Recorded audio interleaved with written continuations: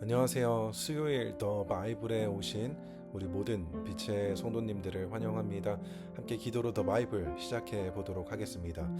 하나님, 오늘도 저희를 하나님의 말씀 앞으로 불러주시고 이 말씀을 통하여서 우리의 삶을 그리고 우리의 신앙을 다시 한번 점검할 수 있는 시간을 허락하여 주시니 감사를 드립니다. 이 시간 저희가 함께 말씀을 읽고 공부하는 시간을 통하여서 나는 과연 다른 사람들을 어떻게 대하고 있는지를 돌아보게 하여 주시고 무엇보다 성령 하나님께서 하나 되게 하신 것을 힘써 지켜 나아갈 수 있는 우리 모두가 될 수 있도록 주님 은혜를 베풀어 주옵소서. 감사를 드리며 예수님의 이름으로 기도드립니다. 아멘. 네, 오늘 저희가 함께 공부할 말씀은 로마서 15장 1절부터 13절까지의 말씀인데요. 오늘은 먼저 오늘 본문의 말씀을 읽고 개인적으로 묵상하고 난 이후에 말씀을 함께 공부하는 시간을 가져보도록 하겠습니다.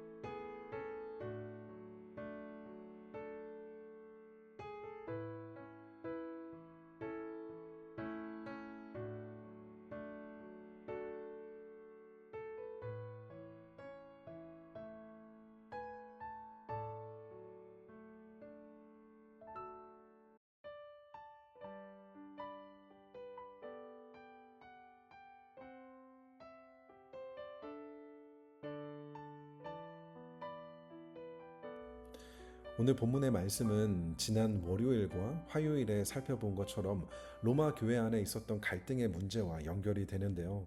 믿음이 강한 성도와 믿음이 약한 성도 사이에 여러 가지 다툼이 있었죠. 대표적으로 우상에게 바쳤던 제사 음식을 먹을 수 있느냐 없느냐, 또 유대인들의 절기를 지켜야 하느냐 말아야 하느냐 하는 문제들이었죠.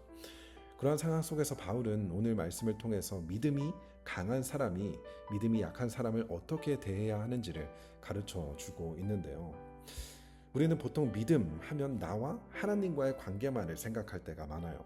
하지만 성경은 믿음을 그렇게만 보지 않는데요. 믿음을 나와 하나님과의 관계뿐만이 아니라 다른 사람들과의 관계 안에서도 드러난다고 이야기를 하고 있는 것이죠. 그래서 믿음이 강한 사람은 자기의 믿음을 자랑하거나 믿음을 약한 사람을 정죄하는 사람이 아니라 오히려 믿음이 약한 사람의 약점을 돌보아주고 세워주고 품어주는 것이 진정한 성숙한 믿음, 강한 믿음을 가진 사람이라고 이야기를 하는 것이죠.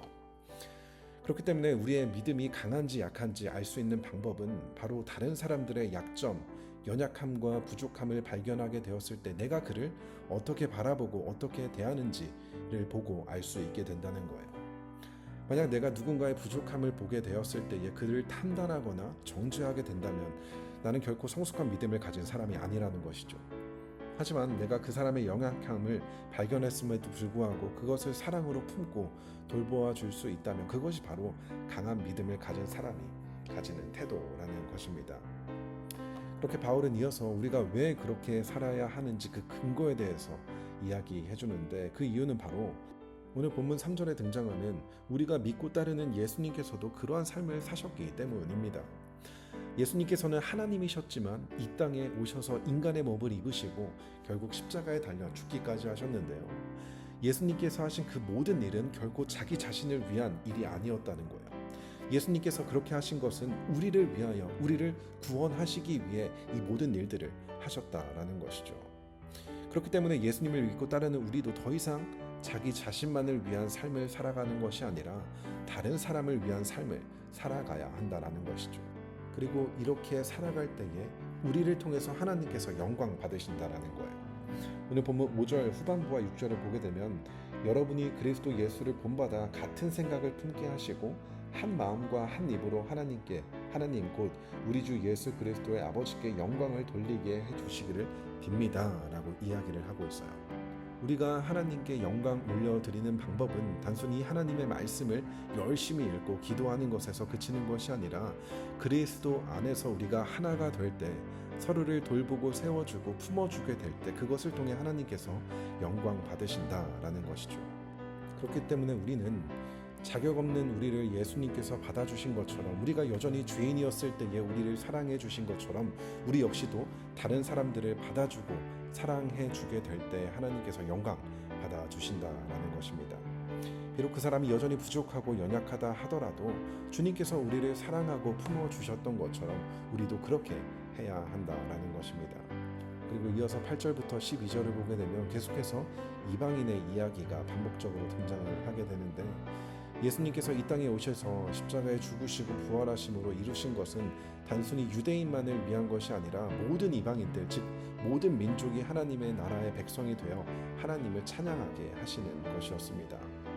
그렇게 예수님께서 하신 그 일들을 이제는 우리가 본받아 그리스도 안에서 우리가 더욱더 하나됨을 힘써 나아가야 한다는 것입니다.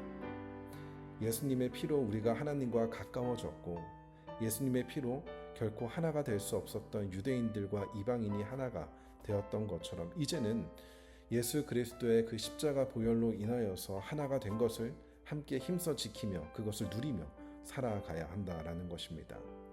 깨어졌던 하나님과의 관계가 회복이 되었다면 그 관계를 누리며 살아가야 하는 것처럼 이제 깨어졌던 너와 나 사이의 관계가 회복이 되었다면 이 회복된 관계를 누리며 서로를 용납해주고 용서해주고 서로를 돌보아주는 이러한 삶을 통해서 우리가 더욱더 하나됨을 힘써 지켜나가야 한다라는 것입니다. 그렇게 우리가 서로의 연약함과 부족함을 돌보아주고 서로 사랑하게 될 때 비로소 우리의 삶을 통해 하나님께서 큰 영광 받아주시게 된다라는 것입니다. 오늘 말씀을 기억하면서 나와 다른 너를 주님께서 사랑하셨듯이 사랑할 수 있는 우리 모두가 될 수 있었으면 좋겠습니다. 기도로 더 바이블 마치도록 하겠습니다. 하나님 감사합니다. 자격 없는 우리를 하나님의 자녀 삼아주시고 그뿐만이 아니라 결코 하나가 될 수 없었던 너와 내가 하나 될 수 있게 하여 주시니 감사를 드립니다. 하나님께서 예수님을 통해 우리에게 주신 이 놀라운 축복을 날마다 누리며 이 회복된 하나님과의 관계뿐만이 아니라 회복된 너와의 관계를 온전히 누리며 살아갈 수 있는, 그로 인해 하나님께 큰 영광 올려드릴 수 있는 우리 모두가 되게 하여 주옵소서. 감사를 드리며 예수님의 이름으로 기도드립니다. 아멘.